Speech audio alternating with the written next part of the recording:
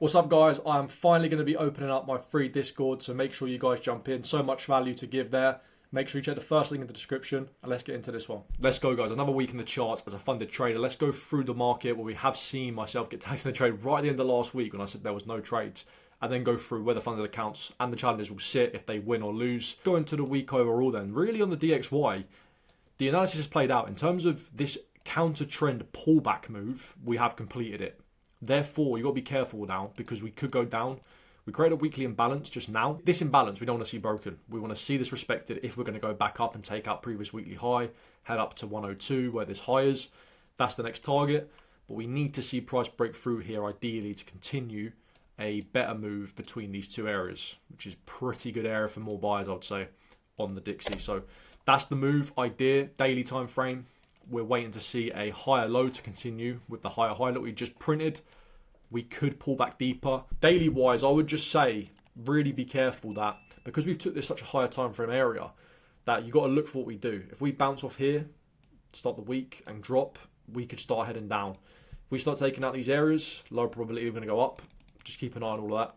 EU, similar idea. I get my trade from last week, the one I said about the imbalance fill, which was around here, 750-ish. We did have a bullish weekly close, and we did as well not break that imbalance. We did not come into August low. The targets are still there to be hit, in my opinion, but we do know that we're in a very vulnerable position with the fact that we are potentially going to see a heavier pullback, and I don't know where to. And if we do get that pullback, we could come out and eventually clear previous weekly highs. You got to think, we haven't took out previous weekly high ever since we had this huge rejection at the current yearly high. Therefore, the high of this, at least last week, with a bullish close could be cleared. Much higher probability for that to happen. I'm just looking for this sell to play out. It's a 4-hour trade. It'll be a very, very good move if it plays out. If I'm too early, I'll wait for an engulfing bearish candle. Simple as that, to play a move down. And then look for continuations to the August low, but have this previous weekly low as my overall target. That's as easy as it's going to get, really. The 4-hour fair value gap that we did tap into. Will that be enough? If it's not, we're going to obviously, I think, come up and take the equal highs. And that's the next POI for me that I'm interested in. GU, similar idea. Now, this is a very, very good chart to really review and study because we did that monthly fill last week. And that monthly fill ended up closing us back above these lows.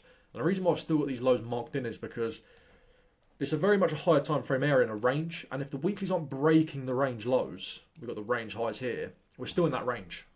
The chance for a bigger pullback is massive. Same thing as EU. Where have we seen a previous weekly high break? Ever since that high, we've respected every single previous weekly high to drop. That's not often you see that. And we've taken out a key higher time frame area that gives us a higher chance we're going to see a pullback. We don't have to do that, but I just think the chances are there for that to happen. Until we get closures in this area is harder to be played in. And I'm simply going to be waiting for a deeper pullback. Where do I like? We do have a fair value gap on the weekly. I'm just marking in the overall fill area because I think that's a good area for a sell. I don't really like this area as much for a sell if we tapped into it. Would I take a trade off it? It depends. We've got to understand that EU also has this imbalance like GU. If we started the week, and this is just the difference between a trader that's not advanced and a trader that's a bit more advanced, you've realising that if we come in here to start the week and we bounce off it and then we get price come up only up to this area, and then we get a confirmation, I don't really like that as much. I'd want to see a clean pullback to that, then get the bearish engulfing candle to sell. If we don't get that, I'm not really interested. And GU's been played out really nicely over the past few months. I don't really need to trade it unless it's a premium trade. We are tapping into that low again to start the week. And that, it just could be the low of the week. We just don't know. And I'd really be careful about trying to get in a sell until we come up to these higher premium areas for sells on GU. Does it mean you can buy? Yeah, you could buy. You could get in around now. If you're expecting price to go up higher, I think that'd be a good idea. I don't really trade like that though. As for the news for the week, we haven't really talked about that. We've got the claimant account, which is definitely an important one because the unemployment rate's with it, where we could see higher unemployment, which is not going to be good for the pound, and that could give us that drop. Apart from that, we've got nothing. And the reason why we've got nothing, apart from also GDP, is the fact that everything else is tentative. The CPI isn't going to come out by the looks of it. We've got core retail sales, PPI, also not going to come out. Very, very key. The government's been shut down, I think, is it almost a record time? It's a very, very long time. And it's making it very difficult to trade even though I've done really well during that period, to be honest, which is quite funny. As for the accounts, no trades taken on FTMO. They're both sitting there ready to be traded on GU. Fivers also took my first trade on this 125k account, which is now giving me that buffer. So if I lose this trade, I'll only be around break even on the account, which is quite good. If we win, we'll get a 4k profit. Their payout will be about $3,000, $3,200. Same thing for Funded Next as the Fivers account. Same risk, pretty much same balance, around a 4k profit. We also do have the phase 2, which I've risked 0.5%. I'm up 3.2, it's a 4R, 0.5% risk will give me 2% profit. I'll be up 5.2% and I'll pass phase 2. Don't need to risk higher than that. If I lose, I'll be up 2.7, 2.8. My normal risk is a 1.5. So even if this trade loses, the next trade, if it wins on a 1.5% risk, if it's 2R, they'll pass me the account. It's just something about being in profit on a phase 2 when you know that even if you lose, you're going to lose a third of what you'd normally lose. It's just such a great feeling. Bright Funded will also be passed. This is why this trade on EU, I'm not going to get hyped up about it winning because it will pass me another 400k in funding, and it just doesn't seem like with everything that's happened, it's been so good for me that it will happen again so quickly. As for the Funding Rock, I have done something different to the other funded accounts and I've closed out this position. The only reason why I've closed out this position is on FTMO, you can see a few weeks back, I had a refund that 4 months I was waiting for. And it makes me anxious when I'm in a funded account, I've not had a refund. Knowing that I've not had the refund really plays with my head. And I'm realising now that as soon as I get a funded account, take the first trade that you normally take. Don't do a different trade. If it goes in a bit of profit and it got to the end of the week last week and it just made sense to close out, I've made $300. The payout will be around $300 with $1,100 refund. To me, that's a lot of money. And to get that back just secures it. If you want to buy another challenge, you can. For me, it just allows me to go into the next payout and not stress, and then you're in profit. You've already made money from that account, no matter what, even if you were to blow the account. And I'm only going to risk 0.5% on this account, but the payout's there to be had this week on Friday, so I'll be setting it up and I'll be sharing with you guys how the Funding Rock payout process works. And if it's quick, is it better than FTMO or is it not? I expect a 24-hour payout process because Funded Next, Fivers and FTMO all offer that. That's really it for the week. Everything's setting up nicely, getting another payout going into this week regardless of what happens. And things are looking pretty good, I would say. I hope you guys have a good week. We're going to go into this, see what we do. We're going to go through the week as it plays out. I'm in a trade, which is good. Obviously, I love being in positions because it's better to show you guys where I'm at with things. See you guys later in the week. Some updates here coming into Wednesday morning. Let's go through it all. We did see claimant account yesterday, which is a big one with the unemployment rate. Really bad news for the pound. We did see a reaction off that. Did get reversed. We're going to talk through why that happened. Then also we did have some other stuff for the euro, but that's not really anything significant. Let's go to the charts. Weird week so far. Very slow overall, I would say. We've seen an interesting push down on DXY, and we're looking like we're going to try and flip bullish again. Where is the reaction at this point? Coming into this daily area, we ended up filling it, and I said about that earlier in the week we could come deeper, and we have. We haven't quite tapped half of that weekly. We're reacting pretty nicely. Today's an important day. Can we break this area? If we can break the previous, around this area, you could look at this maybe, depends how you look at it. We get a nice break of that today, we could go up the rest of the week. Just be careful because consolidation is kind of happening right here. If we see 4 or 5 days of that, higher chance we could see issues into this area, which I'm going to be looking out for sure. EU unfortunately did not play out, got stopped out yesterday just. I do favour a bit more of upside. I do like this line I've got here for that monthly fill.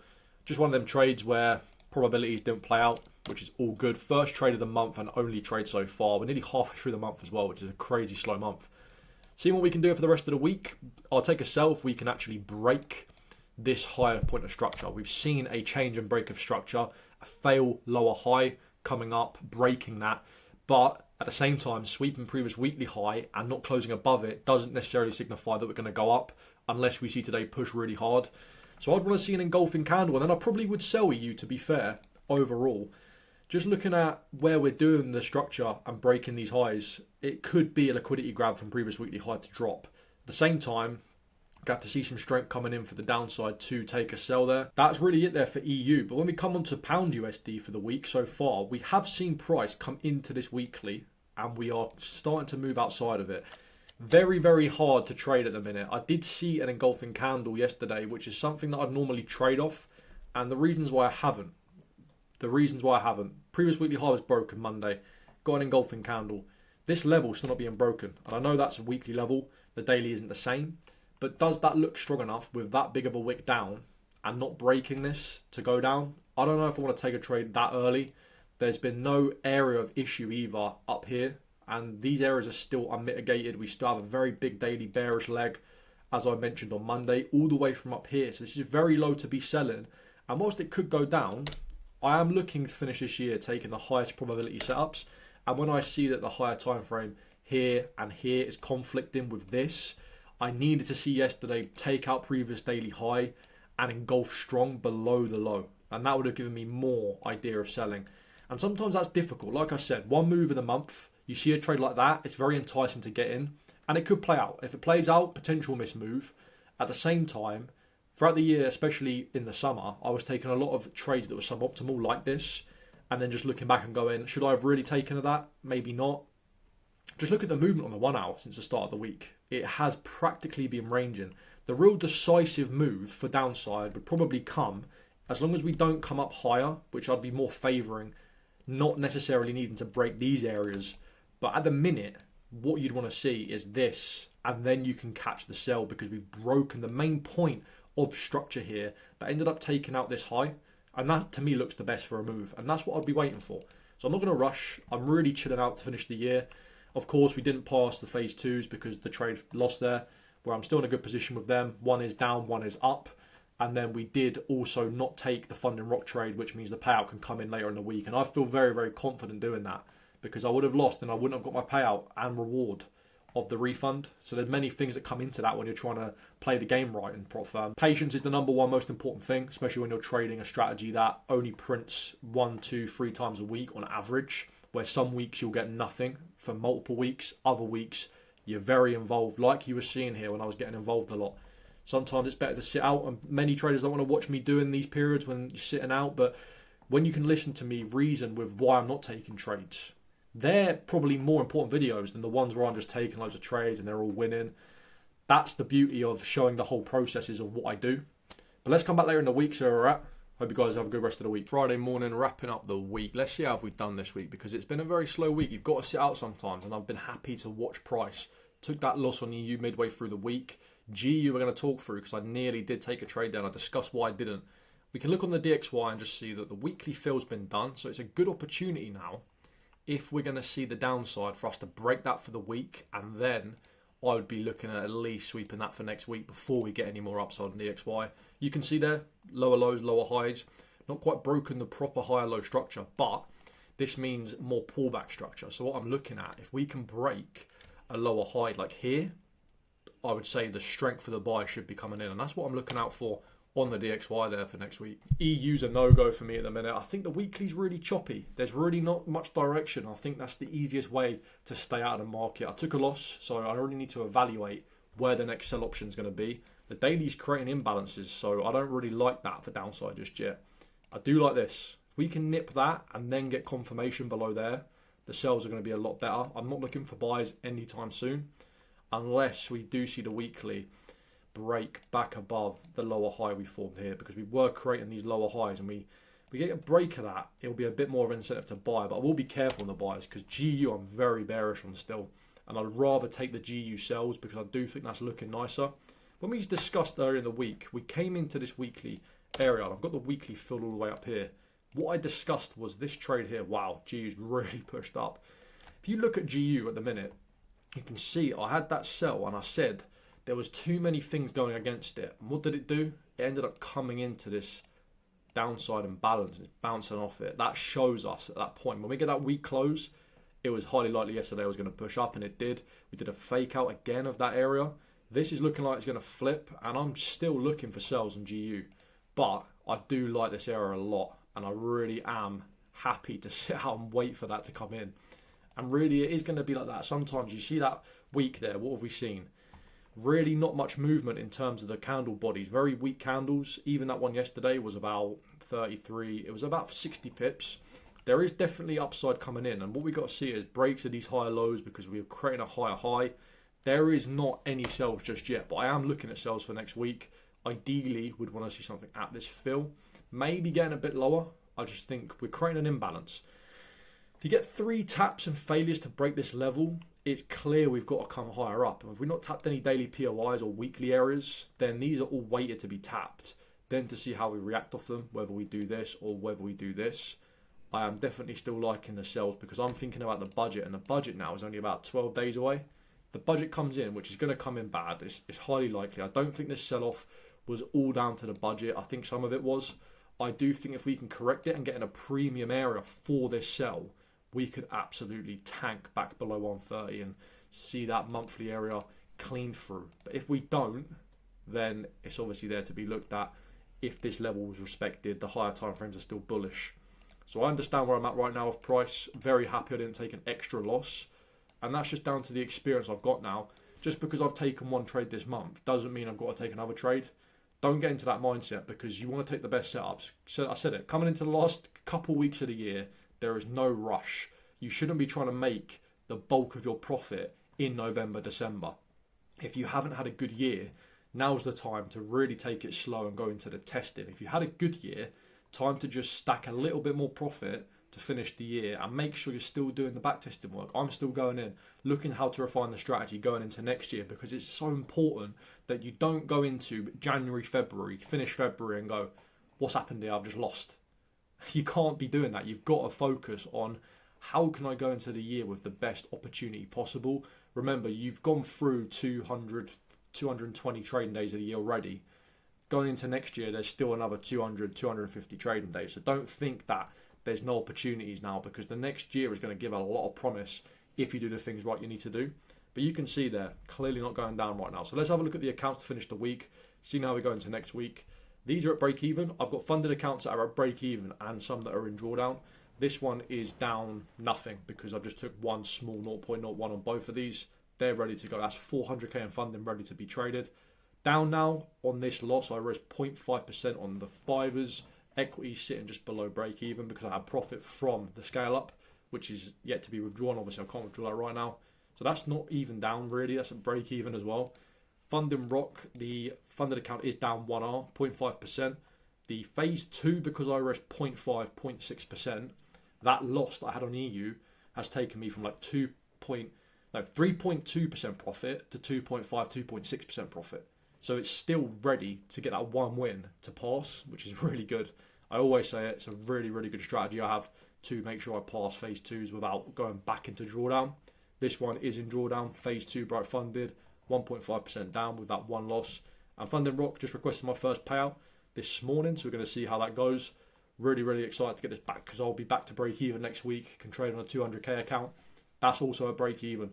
So much is around break even that just waiting for a good setup is the most important thing for me to do at the minute and not rush. For you guys that have stuck around to the end, I have just created a free prop firm guide, how to never fail a prop firm challenge again. For any of you that keep blowing prop firms over and over again, can't keep your funding, this will be the solution. Get it now, download it and print it out, stick it on your wall and just follow these steps. It will guarantee you the success you're looking for in prop firms. Hope you guys enjoyed that one. Have a great rest of the weekend. Take care. Peace.